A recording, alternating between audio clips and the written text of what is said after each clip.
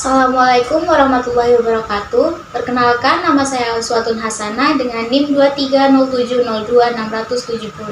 Kelas Gizi 2C UIN Wali Songo Semarang. Di sini saya akan menjelaskan terkait hormon apa aja sih yang dihasilkan oleh kelenjar pituitari beserta fungsinya. Langsung saja, selamat menyaksikan. Hormon berasal dari kata homain yang berarti penggiat atau pemacu. Hormon sendiri merupakan kelenjar endokrin yang berada di dalam peredaran darah. Kelenjar endokrin disebut juga dengan kelenjar buntu karena kelenjar endokrin tidak memiliki saluran pengeluaran atau saluran khusus untuk mengeluarkan hasil sekresinya. Apa aja sih fungsi hormon? Hormon dikeluarkan oleh tubuh sebagai respon rangsangan dari sistem saraf secara langsung pada kelenjar yang cocok. Misalnya, ketika gula darah tubuh naik, maka pankreas akan mengeluarkan hormon insulin untuk menekan gula darah di dalam tubuh agar tubuh tetap dalam kondisi homeostasis. Terdapat pula 9 macam kelenjar endokrin di dalam tubuh kita, yaitu 1. Kelenjar hipofisis atau kelenjar pituitari. Kelenjar pituitari ini berada di otak. Kedua, kelenjar pineal yang berada di dua belahan otak. Ketiga, ada kelenjar tiroid yang berada di leher pas di bawah jakun. Keempat, ada kelenjar paratiroid yang berada di belakang kelenjar tiroid. Kelima, ada kelenjar timus yang berada di dekat tulang dada. Keenam, ada kelenjar adrenal yang berada pas di atas ginjal. Kemudian yang ketujuh, ada kelenjar Langerhans yang berada di pankreas. Kedelapan, ada kelenjar pankreas yang pada pria disebut dengan testis, sedangkan pada wanita disebut dengan ovarium. Dan yang terakhir ada kelenjar pencernaan yang berada di usus dan juga lambung. Semua kelenjar menghasilkan hormon yang berbeda-beda, tetapi ada salah satu kelenjar yang paling banyak menghasilkan hormon, yaitu kelenjar pituitari. Di sini saya akan menjelaskan terkait kelenjar hipofisis atau kelenjar pituitari. Kelenjar pituitari terletak pada lekukan tulang selatur sika di bagian tengah tulang baji.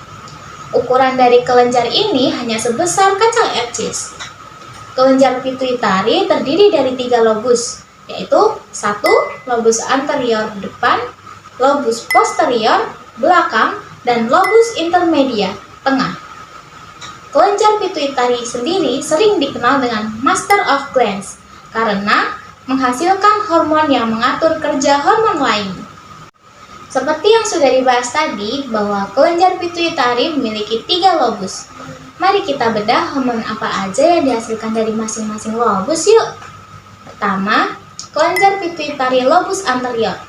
Lobus anterior menghasilkan 5 hormon, yaitu hormon tiroid, TSH atau thyroid stimulating hormone, yang mana berfungsi untuk merangsang tiroid untuk berproduksi. Yang kedua, ada adrenokortokortopik atau ACTH yang berfungsi untuk merangsang korteks anak ginjal berproduksi. Kemudian yang ketiga ada gonadotropin yang berupa FSH dan LH. Hormon FSH atau follicle stimulating hormone pada laki-laki berfungsi untuk menstimulasi testis untuk memproduksi sperma. Sedangkan pada perempuan, FSH berfungsi untuk merangsang pertumbuhan folikel pada ovarium dan merangsang sel folikel menghasilkan hormon estrogen.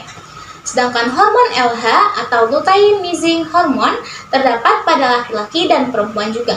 Pada laki-laki, hormon LH berfungsi untuk merangsang interstitial dalam testis, berkembang dan memproduksi testosteron, yang mana disebut pula dengan ICSH atau interstitial cell stimulating hormone. Sedangkan pada perempuan, LH berfungsi untuk merangsang ovulasi dan merangsang korpus luteum menghasilkan progesteron dan estrogen. Yang keempat, terdapat hormon somatotropik hormone, growth hormone atau GH. GH sendiri mempengaruhi pertumbuhan dari semua jaringan tubuh yang dapat tumbuh dan anabolisme protein. Kekurangan dari hormon GH menyebabkan seseorang menjadi kerdil karena kekurangan pertumbuhan.